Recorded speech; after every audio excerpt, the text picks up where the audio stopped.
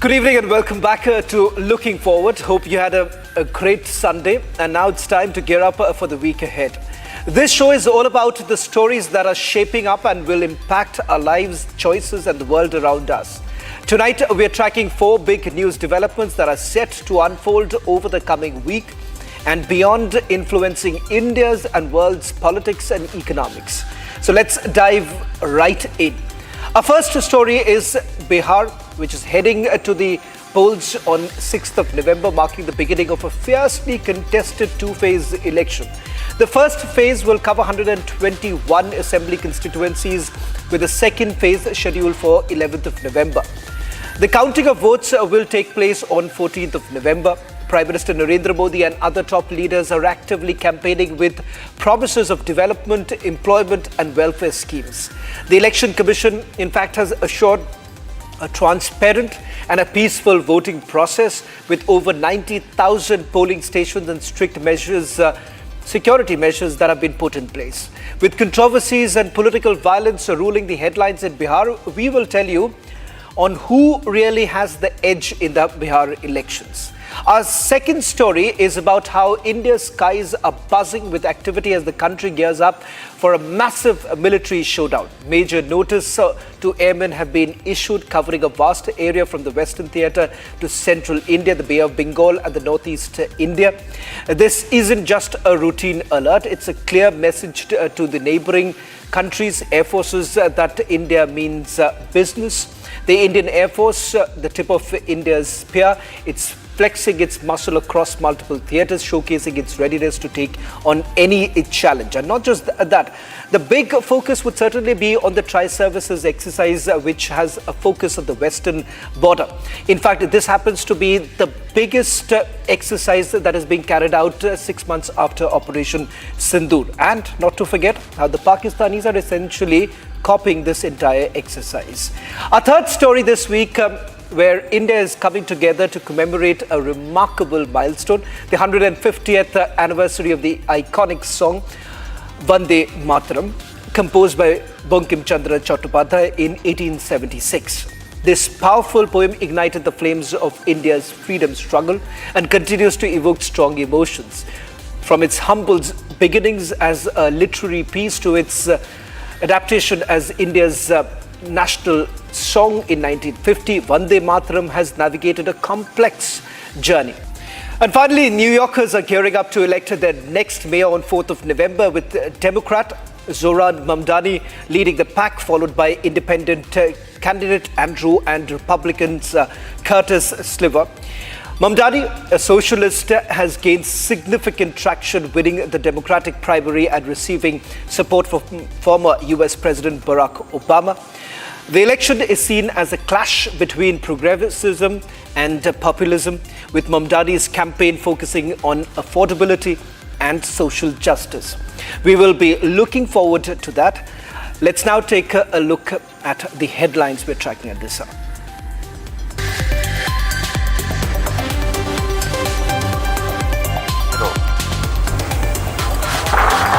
S200 motors ignited, plus 5 seconds.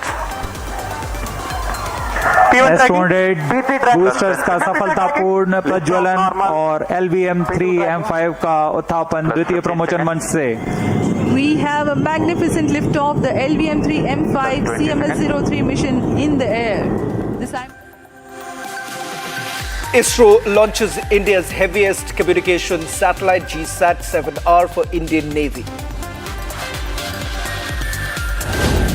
This mission, marking the 5th operational flight of the launch vehicle Mark III, carried India's heaviest communication satellite, to date weighing over 4,400 kilograms. India begins major tri-service military drill exercise Trishul along the western border with Pakistan. Pakistan issues naval warning as India begins tri-services exercise near Sakri.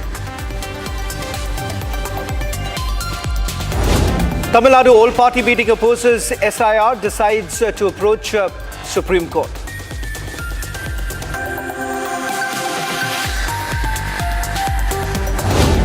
के नामदार ने हमारे छठ महापर्व को नौटंकी drama बताया, drama.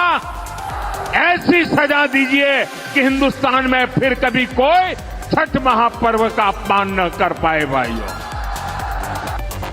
Prime Minister Modi slams Congress RJD, invokes all promises from his quiver for development.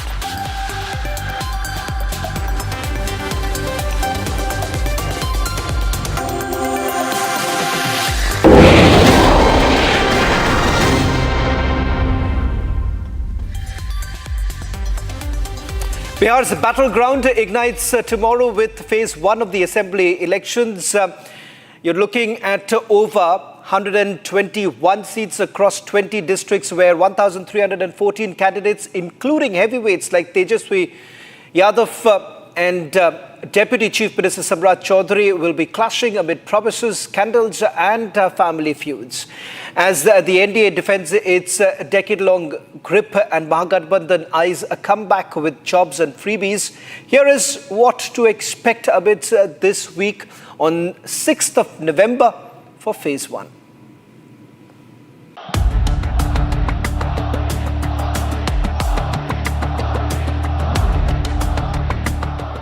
Four days to phase 1 of polling to commence in Bihar. सरकार बनते ही जिस परिवार के पास सरकारी नौकरी नहीं है, उस परिवार में एक सरकारी नौकरी तेजस्वी देने का काम करेगा। साथियों, आरजेडी हो या कांग्रेस, ये सिर्फ दो परिवारों के ही इर्द गिर्द सिमटी हुई पार्टियां हैं। एक बिहार का सबसे भ्रष्ट परिवार, दूसरा देश का सबसे भ्रष्ट परिवार। और इनके दो परिवारों में ही बड़ा घमासान छिड़ गया है।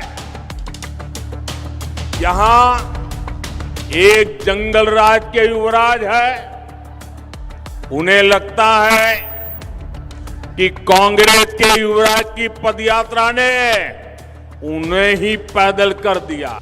121 constituencies, 20 districts and 1,314 candidates in the fray. This is the battleground for phase 1 in Bihar.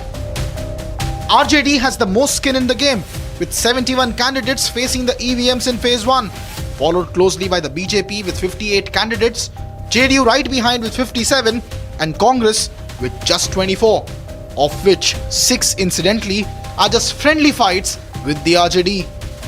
Heavyweights dominate. In Raghopur, Mahagathbandhan's CM face Tejashwi Yadav defends his turf against BJP's Satish Kumar Yadav, a sight of Lalu and Rabri's past wins.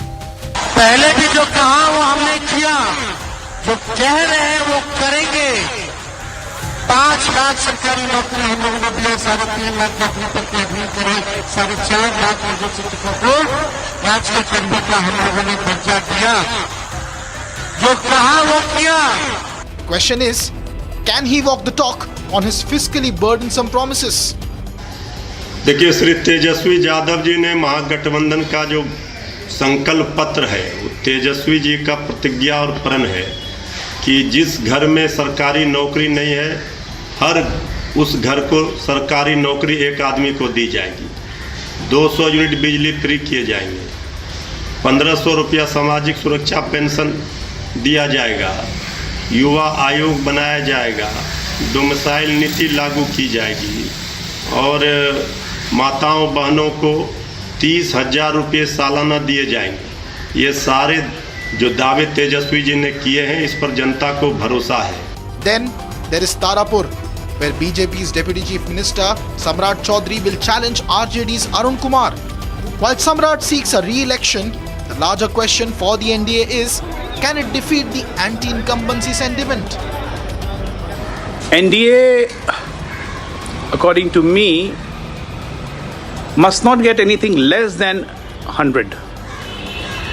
Must not get anything less than 100. And things goes well, it can go up also. And well, there's a difference between Jungle Raj and the normal Raj. Murder can happen anywhere, but to protect a murder, but to cover up a murder, that's what his Jungle Raj is. Another high-profile fight is in Mahua, where Lalu's estranged son Tej Yadav is fighting his family feud against RJD's candidate Mukesh Kumar Roshan and BJP's Sanjay Singh. However, it is not just the Lalu family, but the Mahagathbandhan family too that is seeing internal fights, with 6 friendly fights between the RJD and the Congress in just phase 1. With Rahul's late parachuting into the campaign, has Indy lost the ground? RJD ने भी कांग्रेस को सबक सिखाने की ठान ली। फिर पूरे देश ने देखा है कि कैसे आरजेडी ने बिहार कांग्रेस के अध्यक्ष के खिलाफ ही अपना उम्मीदवार उतार दिया। साथियों, आजकल ये दोनों दल एक दूसरे के बाल नोचने में लगे हैं। और तो खबर ये है कि हर बूथ पर कांग्रेस के लोगों ने आरजेडी को हराने की ठान ली है। पूरा विश्वास है इस बार जनता बदलाव चाह रही है, तेजस्वी सरकार बनाना चाह रही है। अब बिहार की जनता को जुमलेबाजी की बौछार वाली ये डबल इंजन की निकम्मी नकारा खटारा नीति से सरकार नहीं चाहिए। अब रोजगार की भरमार वाली तेजस्वी सरकार चाहिए। Then comes the variable, Suraaj, fighting 240 seats by itself with slender margins of vote share. Prashant Kishor and team hope to emerge as kingmakers, but can they make the cut? People of Bihar are now desperate for change. They have been victim of so-called political duopoly of both these Gathbandhans. That in absence of a credible political alternative, people of Bihar had to choose between lesser evils. For the first time, they have a credible political alternative on all 243 seats. And people of Bihar are going to choose for change. In the first phase, you will see a triangular fight on almost 90 to 100. Amidst all this, the NDA has remained defiant, standing by Nitish Kumar as a face going into the elections. But is he fit to fight? इतना दावा के साथ कह सकते हैं कि तेजस्वी यादव को राजनैतिक विराम करने की जनता ने सलाह दे दी है, इसलिए कि घर घर की महिलाएं जो महिला रोजगार योजना का लाभ मिल रहा है, नीतीश कुमार जी का जयकारा कर रही हैं और ये लोग कह रहे हैं कि इसको घूस दिया जा रहा है। Then remains the left, adding weight to Mahagathbandhan but shrinking. Can it help the Mahagathbandhan cross the line? That's the question. You see, left has a history in Bihar. It has been hotbed of left movement, if you go down in the history. And despite their decay, their presence is constant in the arena of Bihar society and Bihar politics. Certainly, it adds weight to the Mahagathbandhan, and with a very permanent cadre which hardly breaks. You know, it's unlike the other parties which keeps on changing their colors and their alliance. The left cadre is very much constant, and it is a very hardcore cadre, and it lends weight to the whichever formation they are in. While Indy seeks cohesion, NDA has achieved it. Yet, can double engine promise and Sushashan record beat 20 years of anti-incumbency? Our election is going to end the Congress rule. That's what I would like to say. Congress party is going to be decimated after Bihar election, and the way in which Mr. Rahul Gandhi has been going around the country and also the world. Can you expect a leader of opposition who is to be busy with the election manifesto, election campaign, electioneering strategies, etc., is spending time in Vietnam and Turkey? Is he a sincere politician? I have reported Congress for more than 40 years. from the days of Mr. P.V. Narasimha Rao as spokesperson of the Congress, CWC. Now see the condition of Congress. Very, very precarious. Congress is in an existential crisis, as Jairam Ramesh has put it. Congress is almost dead in Bihar.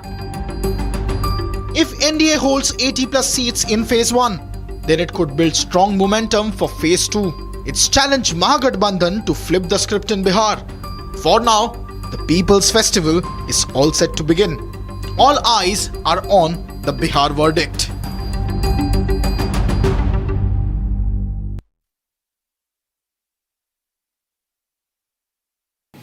India's skies are on high alert. Major NOTAMs, notice to airmen, have been issued from the Western Theatre all the way through central India and now the Bay of Bengal and the northeast. This isn't just a notice to airmen, but a notice to all neighboring air forces.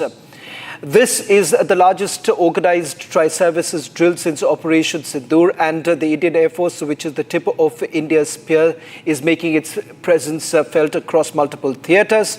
That it stands ready, more than ready than ever before. In fact, as far as this military exercise is concerned, one big focus would certainly be on exercise Trishul, where you have the jointness of Indian Army, Indian Air Force and Indian Navy. Not just that, you also have the other agencies coming together and institutions like the Coast Guard and Border Security Force also participating in one of the biggest military drill of India since Operation Sindoor.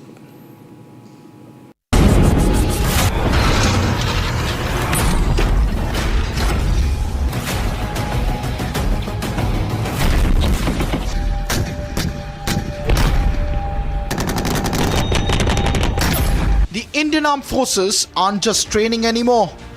From November 3rd, entire air corridors are sealed in the eastern, the central and the western sectors. The Indian Air Force is moving in with unprecedented levels of deployment. The Navy and the Army are plugging the gaps on land and in the sea. From November 3rd, NOTAMs will seal vast swathes of airspace. From central India's Romeo Urban exercise between November 3rd and 28th to IAF's exercise in the Bay of Bengal from November 3rd to 14th. And almost entirety of northeast India from November 6th to January 15th.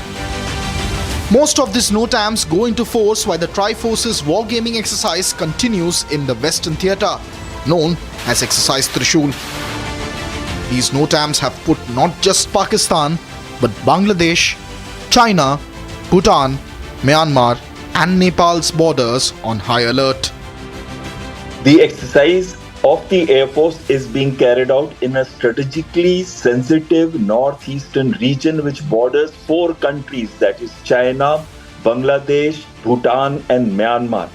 It is sending a clear message to both to Pakistan as well as to these 4 countries that India will go to any lengths to protect its territorial integrity and sovereignty even in remote areas and high altitude terrain as well as in the rest parts of the northeastern region. Hundreds of fighter aircraft transporters as well as attack helicopters such as LCH Prashant will take part in this exercise. The main objective of the exercise, besides sending a strategic message, is to undertake air dominance missions as well as combat support operations at some of the most highest peaks of the world, which are here in the Himalayas in the northeastern region, ranging from 17,000 feet to 22 to 23,000 feet. On the Western Front, Trishul's Joint Tri-Services Ops test rapid deployment along the line of control and the India and Pakistan international border. Artillery barrages, airstrikes and even naval blockades. And in the east, the NOTAMs serve as a reminder to our neighbors that no front is overlooked. The NOTAMs have been issued in the east also, which means there is some coordination going on between this exercise and the NOTAMs which have been issued, or probably some air exercises in the east also. It gives a message to China that we will be able to take care of both And it gives us also an idea of the strength we have to handle a situation on either ends of our nation. That's one major thing. But more importantly, it it puts Pakistan on the back foot. They're already in a tizzy. They must be flying all their aircraft up and down, and they must be putting all their intelligence sensors up and surveillance sensors. So they would be up and about. And more importantly, you have to see it in the perspective that they're having a problem on the western border with Afghanistan. And this is the time when we are doing this exercise from this side.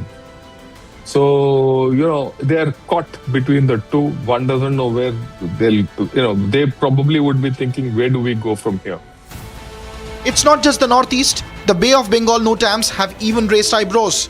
This is the second NOTAM within a span of a month. This one for COPE India. Indian Air Force's joint air drills with United States and Australia. The first NOTAM masked an Agni missile test from Abdul Kalam Island, India's crown jewel for strategic launches. Speculations now swirl, will this round include BrahMos or Nirbhay overflights? With Abdul Kalam Island included in the NOTAM area, all options are open. The exercises also serve as a timely reminder to Bangladesh of India's strategic posture amidst its dramatic pivot towards China and Pakistan. Eastern part of India, called Seven Sisters. They are landlocked country, landlocked region of India. They have no way to reach out to the ocean. We are the only guardian of the ocean. Unfortunately, Dhaka has gone back to the pre-1971 days in which, frankly, Islamists are in control and the secular forces have lost control. There's no question that Sheikh Hasina was a very corrupt leader, but the Awami League minus Sheikh Hasina would be far and away, if I may say so, far and away the winner in any fair election in Bangladesh.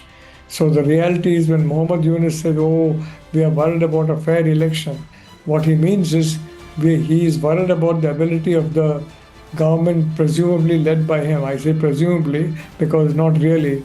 These Wahhabi forces are really in control. Being able to ensure a rigged poll, a poll in which their candidates sweep the board. So there again, I think India has got to be very watchful. We have got to be very, very cautious about it. The timing is not lost on anyone. Recent Pakistan-Bangladesh military hurdles, troop exchanges and joint maneuvers have had New Delhi's radars pinging. हम सिंदूर की तैयारी में हैं, हम सिंदूर जो चल रहा है उसके लिए हम रेडी हैं, डिप्लॉयड हैं और जहां तक कि बाकी जो हमने अपने प्लान्स किए हैं हम उनके साथ भी चलते रहेंगे.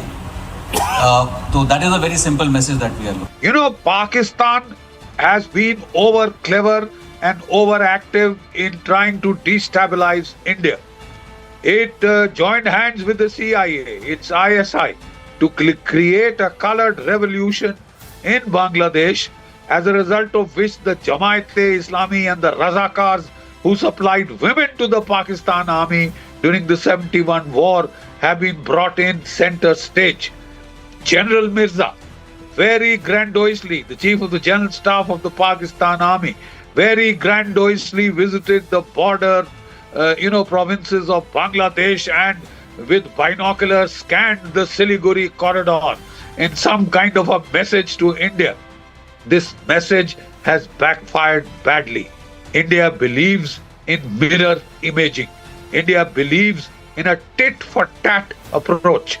India has paid back the compliment in Afghanistan. And Pakistan now has a raging war going on with Afghanistan on its border. This mobilization isn't coincidence. It's calculated. As China eyes Myanmar and Bangladesh flirts with old foes, India's NOTAMs weave deterrence with diplomacy. The tri-services aren't just training, they are forging an unbreakable shield for Bharat's rise. You see, this is a multi-domain exercise. Not only is it a tri-service exercise to combine the land, sea and air forces, it also is catering to the cyber domain It is catering to outer space assets and our intelligence, surveillance and reconnaissance systems out in space. It is also, catering to the electronic spectrum.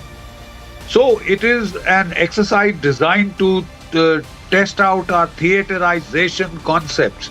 Lessons learned from Op Sindoor and some new concepts are being tried out. It is also being carried out in December and January when actually the snow falls and the entire area gets covered with snow tops. At this time, now when we carry out our logistic supplies as well as we carry out our air dominance missions, it is going to ensure that we test our entirety all the types of operations that can be carried out, all the situations that we can encounter in the pre-winter and winter period, as well as we can see how do we deploy and redeploy our forces and counter to those situations as the situation changes in 2 and 2.5 front war in case it ever take place. That means both Pakistan on one side and China on the other side, even with Bangladesh providing them some limited support. So this exercise is going to be crucial, and the time periods, elongated time periods, ensure that we test out all the situations in a 2.5 front war,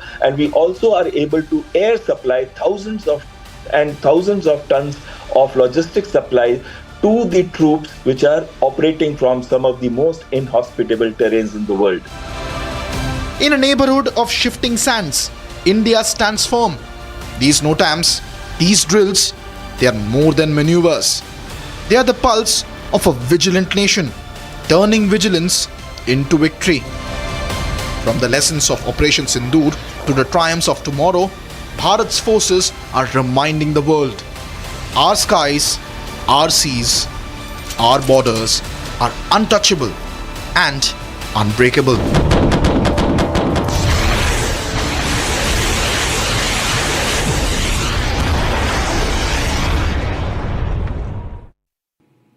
Ladies and gentlemen, this week India rises as one to celebrate a milestone that pulses through centuries.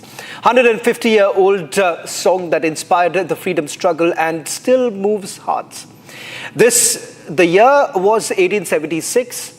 In a British rules India, Bankim Chandra Chattopadhyay, a civil servant and novelist, put his pen to paper to compose what became not just a poem, but a revolution.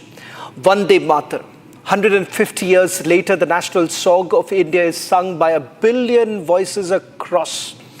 And yet, the journey of the national song hasn't been without its twists and turns, battling history, politics, power struggles, and even controversy.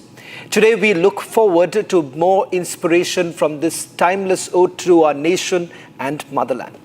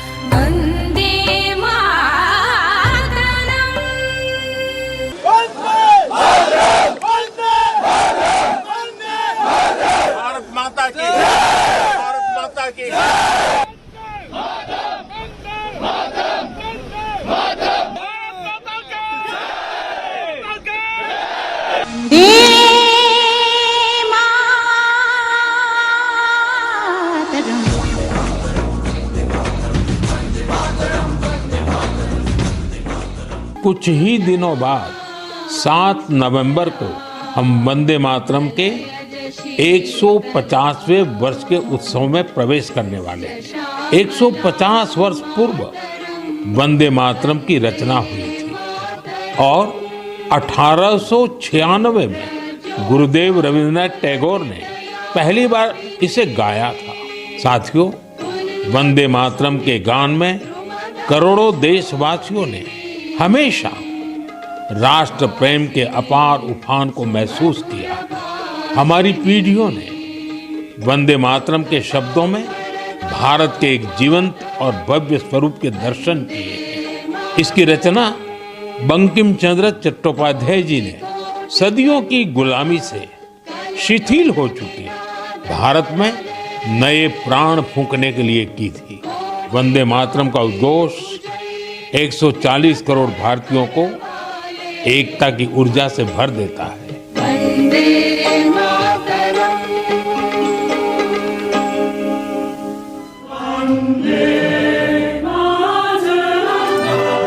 Born in the pen of Bankim Chandra Chattopadhyay, a deputy collector in British India, Vande Mataram is more than just a hymn. It became the voice of the soil of the Indian nation. It was India's answer to God Save the Queen. Bankim described the nation as a mother and imagined all of us Indians as her children. He first published it in 1882 in his novel Anandamath. However, the song plunged into the heart of every freedom fighter when Guru Rabindranath Tagore recited the poem at the 12th Annual Congress session in 1896. In 1905, when the British sowed the seeds of divide and rule with the partition of Bengal, Vande Mataram became the voice of resistance, the words of unity, and the chant of freedom. And there are various ways to celebrate this momentous occasion, this momentous song. One, in all schools, on a chosen day, the schools can choose, maybe a Friday, a Monday. Students from all classes can sing this beautiful composition together. Organizations, whether they come under the government, central, state, or private firms, they can choose one day of their choice. On a momentous occasion, they can sing, all of them can sing this song together. So students and professionals are covered. For example, artists like me, we can ensure that in one of our events, our lectures, we let the audience sing this together. So these are some of the ways which I think is very simple, which can reach out to the spectrum of our society.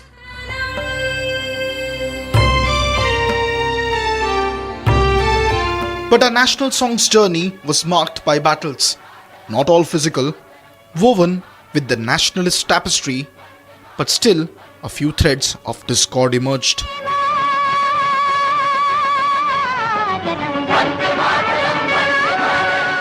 In 1937, some members of the Muslim League and Congress objected to later stanzas of Vande Mataram. The original stanzas drew inspiration from Vedic imagery of Ma Durga. Subsequently, amid pressure, the Congress passed a resolution in 1937 to only sing the first two stanzas of Vande Mataram, which referred to the nation only as a mother, but not as a goddess. जो काम अंग्रेज नहीं कर पाए, वो काम कांग्रेस ने कर दिया। कांग्रेस ने मजहबी आधार पर वंदे मातरम के एक हिस्से को ही हटा दिया।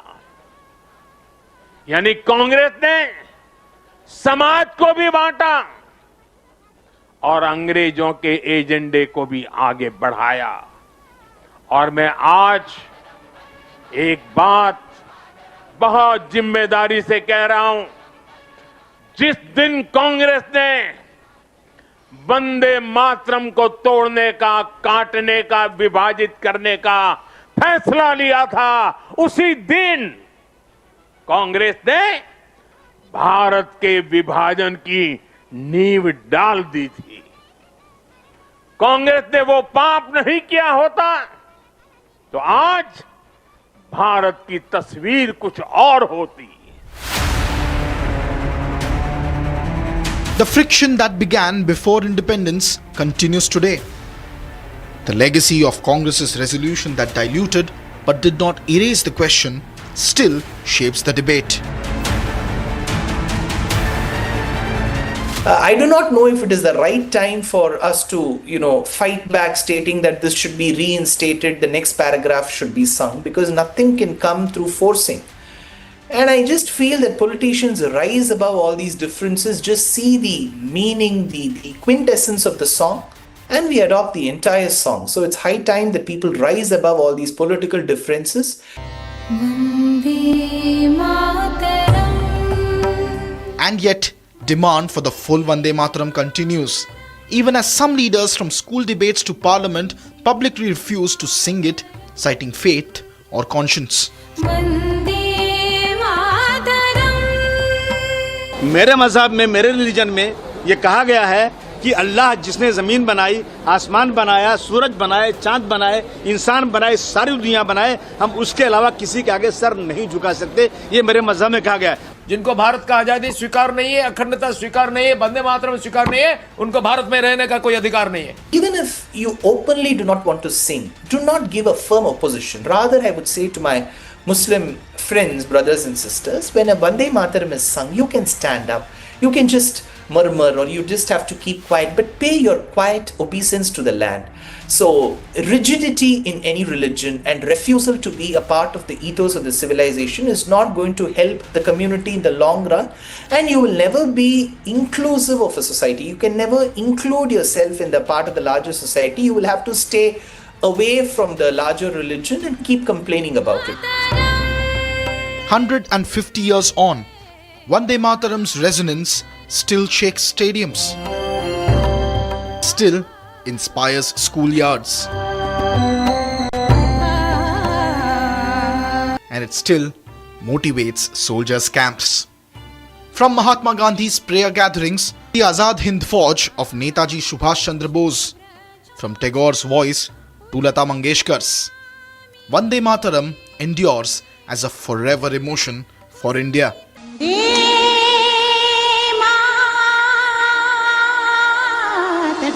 As Bharat marks 150 years of its national song, beyond all controversy, Bankim Chandra Chattopadhyay's words remain proof that even in debate, unity can be found.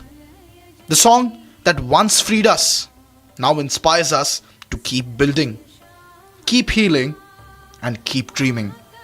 Let's sing together one more time. Vande Mataram.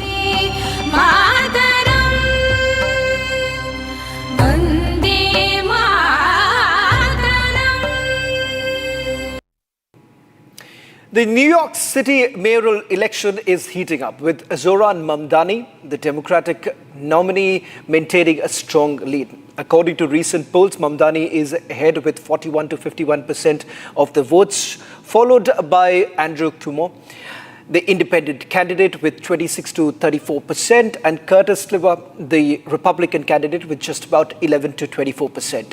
Mamdani's campaign has gained momentum with endorsements from progressive groups and a strong grassroots presence. The election is scheduled for 4th of November, and early voting is already underway with 480,000 ballots cast. Take a look on who has the edge.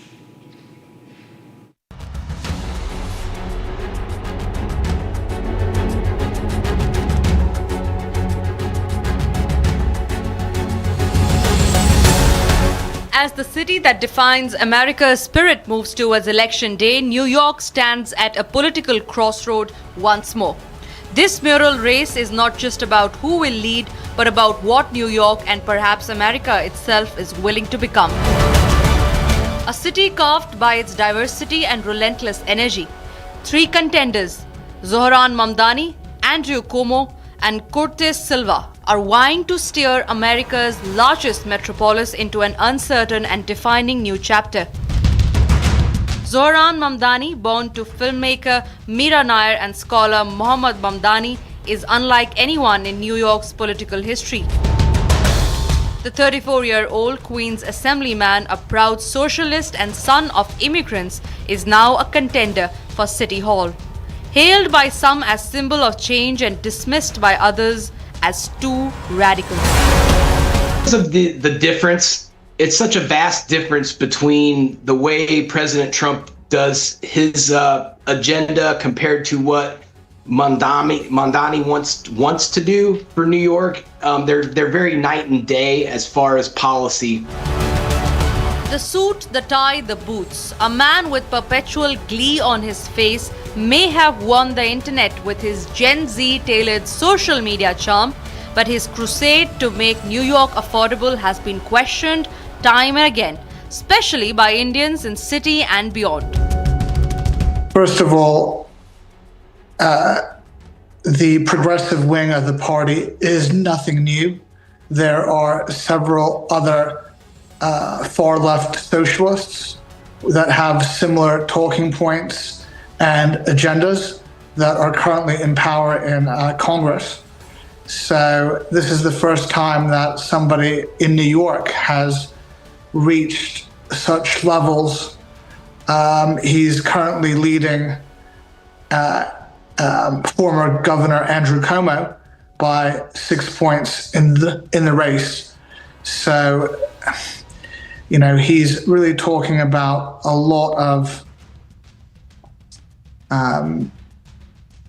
points that would be detrimental not only to New York but to America and then to the foreign community as well. From calling Prime Minister Modi a war criminal to once again dragging his name into the New York mayoral race, even inside places of worship, Mamdani has stirred anger and debate alike. What Mamdani is doing is scaring away the upper middle class and the middle class of New York and making it an unsafe place. So we've tried progressive politics here in the United States. They have not worked, especially in major cities. San Francisco and Portland, Oregon are prime examples of that. Mamdani is talking about radical things, about taxing certain people on the color of their skin and defunding the police. That was one of his big slogans. He is also never ran anything. So he's never ran a company or he's never had a high power of office as well. And the reason that I'm going to be running against Eric Adams is because the city has become far too unaffordable for anyone who calls it home.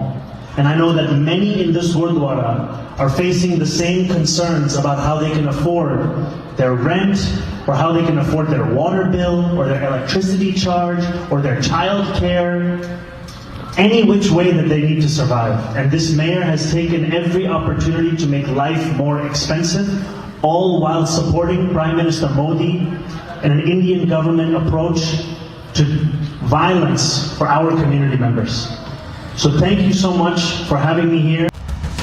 Let's take you back to 2023, when ahead of Prime Minister Modi's visit to the United States, Mamdani recited the words from the diary of Umar Khalid, who is still embroiled in 2020 Delhi riots case.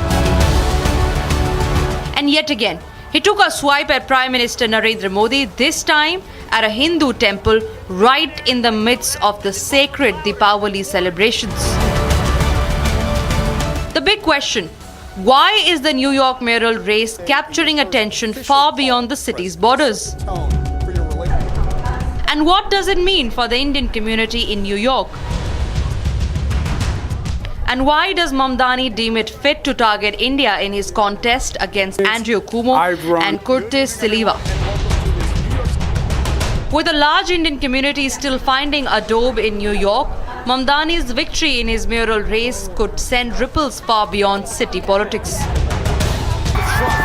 With the backing of a prominent Democratic leader like AOC and Mamdani's ongoing anti-India rhetoric, the immediate election results may seem minor, but what brews between Zohran and Democrats on American soil regarding India remains significant.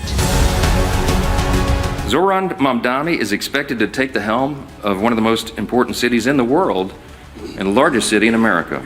And he now has the full blessing of the Democrat leader in the House of Representatives. It is shocking. And that leader and all the other Democrats are going to co-own the consequences of what they do to America's largest city. Every reporter in this room should be asking every House Democrat individually whether they too agree with Hakim's endorsement of the Marxist agenda. It's an extraordinary moment in the history of American politics, as this is not the kind of history that we need to be making. What we're witnessing is truly the end of the Democratic Party as we've known it. Joran Mamdani's potential rise is testament to the energy and diversity within our party. It's what makes Democrats the big tent we are. But yes, an election like this could highlighting the tension between the progressive wing of the party as well as the establishment or the corporate wing of the party or the centrist wing of the party. And what we have seen this before with figures like Bernie Sanders and AOC and Joe Biden and Obama supporters or Hillary supporters, it does not have to split us. But it definitely creates a big tension within the party. This does create some fractures within the party, and the only way we can get out of is to have more intra-party forum, that town hall and policy roundtables where progressives and centrists co-author bills and work together. I think he's terrible. He's a communist. The last thing we need is a communist. I said there will never be socialism in the United States. Now we have a communist. A campaign powered by Democrats under Trump-led America. What happens next in this election and beyond will define the direction of a nation once again at a crossroad. It's such a vast difference between the way President Trump does his agenda compared to what Mamdani wants to do for New York. They're very night and day as far as policy. As the country prepares for its next chapter, all eyes turn to what lies ahead. We are looking forward. Well, that's all that we could pack in this edition of Looking Forward. Hope you enjoyed watching this show as much as we did putting it together. We'll be back next Sunday with another set of Looking Forward stories.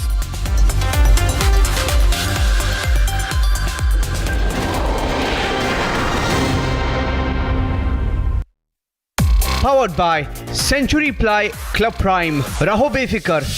Some places feel like they've been waiting for you, where every piece speaks of legacy, from diamonds that celebrate ambition to festive gold that honors tradition. LD Sons.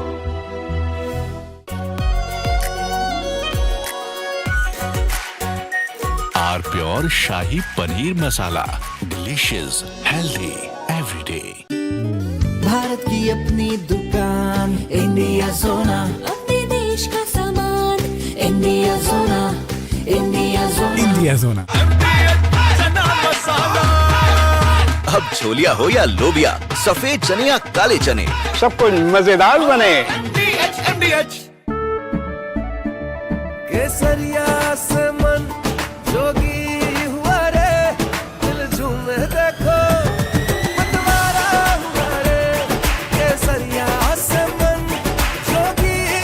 हर पल मनाओ केसरी त्योहार।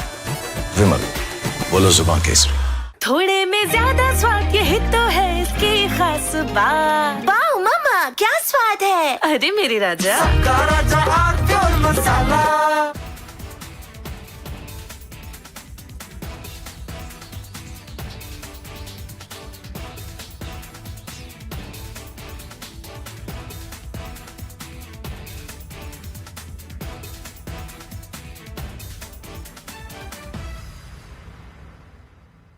In a shocking turn of events over the South China Sea, 2 US Navy planes crashed.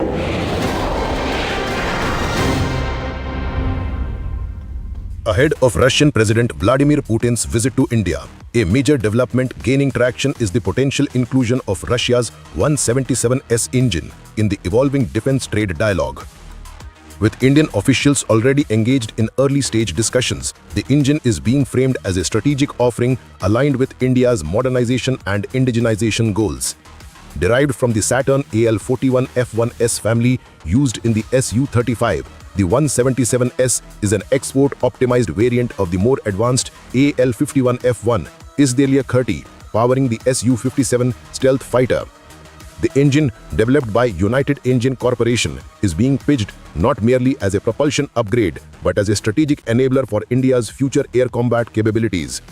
Unlike previous Russian offerings that focused on complete aircraft platforms, the 177S is designed for modular integration, compatible with both legacy airframes like the Su-30 MKI and next-generation stealth fighters. This approach aligns with India's dual-track strategy of modernizing existing assets while accelerating indigenous programs such as the Advanced Medium Combat Aircraft (AMCA).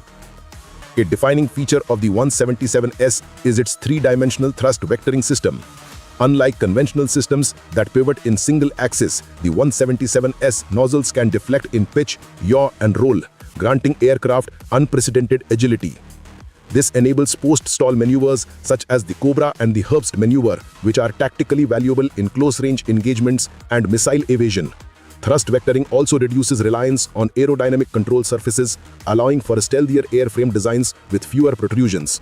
In operational terms, this translates to tighter turn radii, faster angle of attack transitions, and enhanced survivability in dogfight scenarios. Technically, the 177S represents a significant leap over the AL-31FP and AL-41F1 engines currently in service. It delivers up to 14,500 kgf of thrust with afterburner, a 15 to 20% increase over its predecessors, while maintaining the same dimensional footprint. This allows for drop-in replacement without extensive airframe redesign, a critical factor for cost-effective fleet upgrades. The engine features Full Authority Digital Engine Control (FADEC), advanced cooling systems, and high-temperature turbine materials that improve thermal efficiency and reduce infrared signature, key for survivability in contested airspace. Its design also supports supercruise capability, enabling sustained supersonic flight without afterburner, which is essential for modern air dominance missions. In comparative context, the 177S sits between China's WS-15 and the US F-119 PW-100 used in the F-22 Raptor. The WS-15, while ambitious in thrust output, has faced reliability and integration challenges. The F-119 remains the benchmark for stealth integration and supercruise performance, but is not available for export. The 177S, by contrast, offers a pragmatic blend of performance, adaptability, and export viability. Its compatibility with India's Su-30 MKI fleet makes it a compelling option for midlife upgrades, while its potential integration into future platforms could accelerate India's transition to fifth-generation capabilities. The timing of Putin's visit is critical. With India reassessing its propulsion roadmap amid delays in the US-India F-414 engine deal and rising regional threats, the 177S emerges as a strategic hedge. Russia's offer reportedly includes co-production rights, technology transfer, and integration support, elements that resonate with India's push for defense self-reliance. If accepted, the 177S could serve as both a tactical upgrade and a stepping stone towards indigenous engine development. Its deployment would not only enhance India's aerial combat edge, but also deepen the Indo-Russian defense partnership at a time when global alignments are shifting.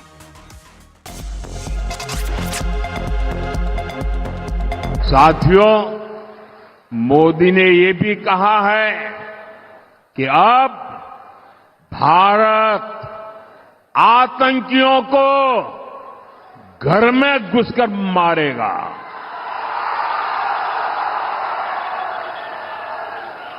हाल में ही operation सिंदूर हुआ।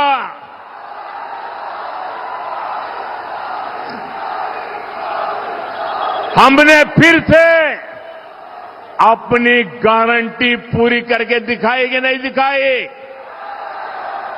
हमारी सेना ने जो कमाल किया, उस पर आपको गर्व है कि नहीं है? ऑपरेशन सिंदूर से आपका माथा ऊंचा हुआ कि नहीं? ऑपरेशन सिंदूर से आपका सीना चौड़ा हुआ कि नहीं? साथियों, आपको इतना गर्व हुआ, आपका माथा ऊंचा हुआ, लेकिन देश की सेना की इतनी बड़ी सफलता के बाद भी कांग्रेस आरजेडी को ये बिल्कुल पसंद नहीं आया। अरे साथियों, हालत तो देखो। धमाके पाकिस्तान में हो रहे थे, धमाके पाकिस्तान में हो रहे थे और नींद कांग्रेस के शाही परिवार की उड़ी हुई थी। आज तक पाकिस्तान और कांग्रेस